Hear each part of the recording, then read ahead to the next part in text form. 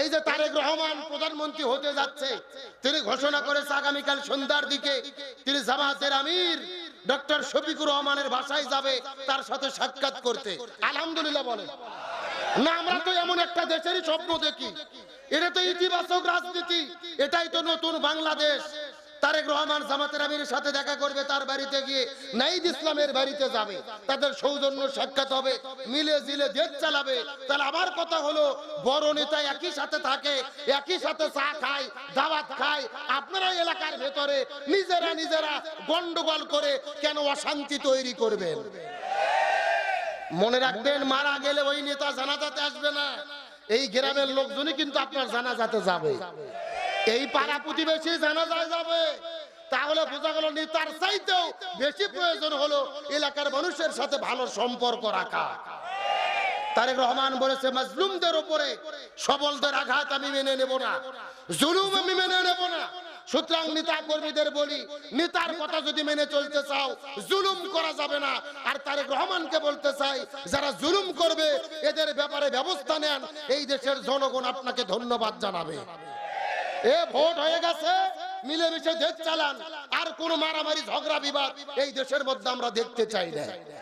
আল্লাহ তাআলা আমাদের সকলকে মিলেমিশে থাকার তৌফিক দান করুক, বলেন আমিন। আসেন তাহলে বলতে চাচ্ছিলাম আজকের আলোচনার সাবজেক্ট কি, আর একটু জোরে বলেন, গভীর মনোযোগ লক্ষ্য করুন। ইবাদত কাকে বলে? ইবাদত শব্দের শাব্দিক অর্থ দাসত্ব করা, গোলামি করা, হুকুম মেনে চলা। একেবারে সোজা কথা, এই কোরআনের ভেতরে 1000 আল্লাহ তাআলা আদেশ করেছে, 1000 নিষেধ করেছে। প্রত্যেকটা আদেশ এবং নিষেধ মেনে চলার নাম হলো ইবাদত। ভালো করে মাথার মধ্যে ঢুকানোর চেষ্টা করেন। শুধু নামাজ, রোজা, হজ, যাকাত ইবাদত নয়।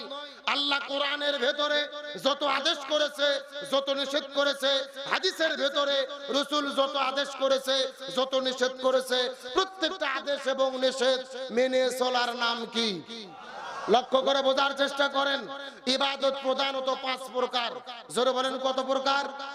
1 নম্বর ব্যক্তিগত ইবাদত, 2 নম্বর পারিবারিক ইবাদত, 3 নম্বর সামাজিক ইবাদত, 4 নম্বর রাজনৈতিক ইবাদত, 5 নম্বর অর্থনৈতিক ইবাদত। চিৎকার করে বলতে হবে, ইবাদত কত প্রকার? গভীর মনোযোগ লক্ষ্য করুন। 1 নম্বর হলো ব্যক্তিগত ইবাদত। ব্যক্তিগত ইবাদত কাকে বলে? আল্লাহর কোরআন বলেছেন, আকিমুস সালাহ ওয়া আতুজ যাকাত, নামাজ কায়েম করো, যাকাত প্রদান করো। আল্লাহর কোরআন বলেছেন, ওয়ালিল্লাহি আলান নাসি হিজ্জুল বাইত, যদি তোমাদের সামর্থ্য থাকে হজ করো। আল্লাহর কোরআন বলেছেন, কুতিবা আলাইকুমুস সিয়াম, রমজান মাসে রোজা ফরজ করলাম, রোজা রাখো। এই যে নামাজ, রোজা, হজ, যাকাত, জিকির, তাসবিহ, এগুলোর নাম হলো ব্যক্তিগত ইবাদত। আমি কি আপনাদের বুঝাতে পেরেছি? মানে আল্লাহর সন্তুষ্টির জন্য আমরা ব্যক্তিগতভাবে যে ইবাদতগুলো করে থাকি, এর নাম কি? ব্যক্তিগত ইবাদত। 2 নম্বর হলেন পারিবারিক ইবাদত। এখন মনে প্রশ্ন জাগতে পারে, হুজুর পরিবারের ভেতরে আবার ইবাদত ঢুকলো কেমনে? গভীর মনোযোগ লক্ষ্য করুন। পরিবারের যত সদস্য আছে কেউ কারো হক নষ্ট করবে না। সন্তান পিতামাতার খেদমত করবে, পিতামাতার সঙ্গে ভালো ব্যবহার করবে, পিতামাতা সন্তানকে দ্বীনের উপরে লালন পালন করবে, স্ত্রী স্বামীর কথা মতো জীবন চালাবে, স্বামী স্ত্রীর হক আদায় করবে, বড় ভাই ছোট ভাইকে স্নেহ করবে, ছোট ভাইকে বড় ভাইকে শ্রদ্ধা করবে। পরিবারে যত সদস্য আছে কেউ কারো হক নষ্ট করবে না, একে অপরের হক আদায় করবে। এরই নাম হলো পারিবারিক ইবাদত। আমি কি আপনাদের বুঝাতে পেরেছি? ভালো করে লক্ষ্য করুন। আপনাদের এই গ্রামের ভেতরে একটা মুরব্বী চাচা মারা গেছে, 2টা ছেলে রেখে। জোরে বলেন, কয়টা ছেলে? আর জমি রেখে গেছে 20 বিঘে। কয় বিঘে? এখন বলেন তো কয় বিঘে করে ভাগ পাবে? 10 বিঘে করে। কিন্তু বড় ভাই জমি নিয়েছে 15 বিঘে, আর ছোট ভাই নিয়েছে 5 বিঘে। এরকম আল্লাহর ওলি আছে না নাই? কথা কয় না? আছে।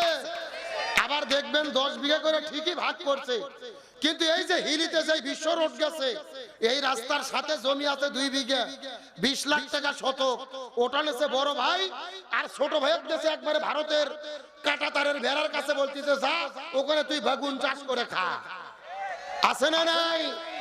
আবার দেখবেন বোন জমি পাবে 5 বিঘে, একদিন বাড়িতে দাওয়াত দিয়ে গরুর গোশত কিনে মুরগি জবে করে বোনের গাও ধার দিয়ে সোনা ময়না কলজে টিয়ে পাখি বলে জমি পাবে 5 বিঘে, 1 বিঘে দিয়ে 4 বিঘে মাছ দিয়েছে।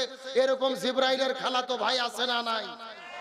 এ গভীর মনোযোগ ভালো করে বোঝেন। হক হলেন 2 প্রকার, হকুল্লাহ, হকুল ইবাদ। সারা জীবন নামাজ পড়েননি, রোজা রাখেননি, হজ করেননি, যাকাত দেননি, আল্লাহর কাছে তওবা করেন, আল্লাহ চাইলে maaf করতে পারে। কিন্তু আপনি বড় ভাই ছোট ভাইকে ঠকাইছেন, আপনার বোনকে ঠকাইছেন, ওই ভাই বোন যতক্ষণ ক্ষমা করবে না ততক্ষণ পর্যন্ত আপনি আল্লাহর জান্নাতে যেতে পারবেন না। এমন লোক আছে দেখবেন 5 ওয়াক্ত নামাজ পড়ে, হজ করছে 6 বার, মাথার টুপি, চেহারা দেখে মনে হয় জিবরাইলের খালাতো ভাই, অথচ ভাই বোন ঠকানোর জম। এ কথা কন না কে? ভালো করে বোঝেন। যে ব্যক্তি নামাজ পড়ে, রোজা রাখে, হজ করে, যাকাত দেয়, অথচ ভাই বোনের হক নষ্ট করেছে, এরাদের নামাজ, রোজা, হজ, যাকাত, জিকির, তাসবিহ ওই আত্রাই আর করতোয়া নদী দিয়ে ভাসে চলে যাবে, আল্লাহর জান্নাতে যেতে পারবে। তাহলে বোঝা গেল পারিবারিক ইবাদত। 3 নম্বর হলো সামাজিক ইবাদত। কি ইবাদত? আচ্ছা, সমাজ বলতে আমরা কি বুঝি? গ্রাম, পাড়া, মহল্লা, এলাকা সব কিছু মিলে হলো সমাজ। আপনাদের গ্রামের ভেতরে এমন লোক আছে চাকরি করে মাসে 50,000 টাকা বেতন পায়, অথবা এমন লোক আছে ব্যবসা করে লক্ষ টাকা উপার্জন করে, প্রতি সন্ধ্যায় গরুর গোশত দিয়ে ভাত খায়, অত সেই গ্রামের ভেতরে এমন গরিব মানুষ আছে 3 সন্ধ্যা খেতে পায় না, ওই লোকের খবর রাখে না। এমন লোক আছে না নাই? আপনি 3 সন্ধ্যা গরুর গোশত দিয়ে ভাত খান, অথচ আপনার গ্রামের ভেতরে একটা মানুষ না খেয়ে থাকে, আপনি খবর নিতে পারেন না। তার মানে বোঝা গেল আপনি সামাজিক ইবাদত পালন করতে পারেন নাই। আমার বন্ধুগণ, মুসলমান ভাইরা গভীর মনোযোগ লক্ষ্য করুন। কোন দিকে নজর নাই, কোন দিকে তাকাতাকি নাই। কোরআন হাদিসের আলোকে চুম্বক কিছু কথা বলার পরে আপনাদের মধ্য থেকে বিদায় নিয়ে চলে যাওয়ার চেষ্টা করব। জীবনের সবচাইতে গুরুত্বপূর্ণ সাবজেক্টে আলোচনা শুরু করলাম। ইবাদত হলো 5 প্রকার। 1 নম্বর ব্যক্তিগত ইবাদত, 2 নম্বর পারিবারিক ইবাদত, আর 3 নম্বর হলেন সামাজিক ইবাদত। এই সামাজিক ইবাদতের কত গুরুত্ব, এই বিষয়টা বোঝানোর জন্য ছোট্ট করে একটা দৃষ্টান্ত আপনাদের মধ্যে দিতে চাই। এই জমিনের ভেতরে এমন একজন আল্লাহর ওলি ছিলেন, এমন একটা বড় আলেম ছিলেন, যেই আলেমের নাম শুনে নাই এমন আলেম দুনিয়ার মধ্যে খুঁজে পাওয়া যাবে না, যার নাম হলেন হযরত আব্দুল্লাহ ইবনে মুবারক রাহমাতুল্লাহ আলাইহি।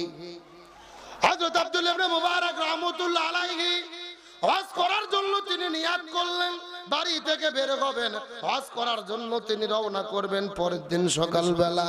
আগের দিনে সন্ধ্যার দিকে বাড়ির মধ্যে বসে থেকে যখন তিনি টাকা পয়সা সংগ্রহ করতেছিলেন, কাপড় চোপড় গোছানো শুরু করলেন, একটা ব্যাগের ভেতরে সবকিছু যখন তিনি রেডি করা শুরু করলেন, এমন সময় দেখা গেল আব্দুল্লাহ ইবনে মুবারকের একটা ছেলে ছিল। ওই ছেলেটা কান্না করে করে বাবার কাছে আসার পরে ডাকতে বলে, বাবা, এই গ্রামের ভেতরে উমুক বাড়িতে গরুর গোশত রান্না করেছে। ওই গন্ধ শোনার পরে তাদের বাড়ির মধ্যে আমি গরুর গোশত খাওয়ার জন্য গিয়েছিলাম, কিন্তু তারা তো আমাকে গোশত খেতে দেয় নাই, বরং তাদের বাড়ি থেকে আমাকে গলা ধাক্কা দিয়ে বের করে দিয়েছে। হযরত আব্দুল্লাহ ইবনে মুবারকের মনে বড় কষ্ট লেগে গেল। আমি তো জীবনে কোনো মানুষকে কোনোদিন ঠকাই নাই, অথচ আমার ছোট্ট সন্তান আব্দুল্লাহকে কোন বাড়ির মধ্য থেকে গলা ধাক্কা দিয়ে বাড়ি থেকে বের করে দেওয়া হলো। আব্দুল্লাহ ইবনে মুবারক কথাটা শোনার পরে ওই ছোট্ট সন্তানটাকে হাতটা ধরার পরে দৌড়াইতে দৌড়াইতে ওই বাড়ির মধ্যে যখন ঢুকে গেল, ওই বাড়িতে যাওয়ার পরে ঘটে গেল আশ্চর্যজনক ঘটনা।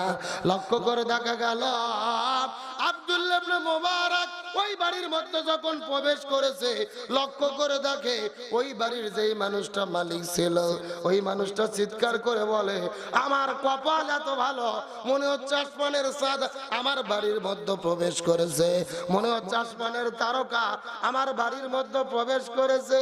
এই রকম যখন প্রশংসা করা শুরু করেছে, আব্দুল্লাহ ইবনে মুবারক ডাক দিয়ে বলে, এ মানুষ তুমি ভালো করে বোঝার চেষ্টা করো, আমার প্রশংসা পরে করবে, আগে তোমার কাছে প্রশ্ন করি, বলো তো দেখি আমার সন্তানটাকে কেন তুমি গলা ধাক্কা দিয়ে বাড়ি থেকে বের করে দিয়েছো?